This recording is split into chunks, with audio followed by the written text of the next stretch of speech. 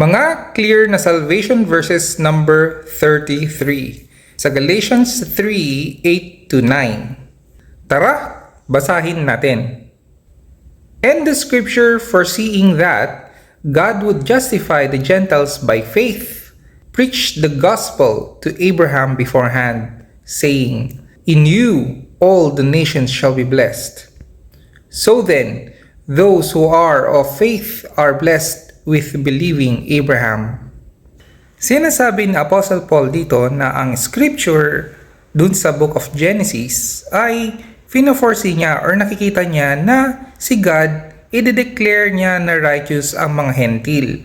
Through faith, sabi. Kaya preach niya yung good news na yon kay Abraham. Nung sinabi niya na, Sa'yo, lahat ng nation shall be blessed. All nations yan na. That means including the Gentiles.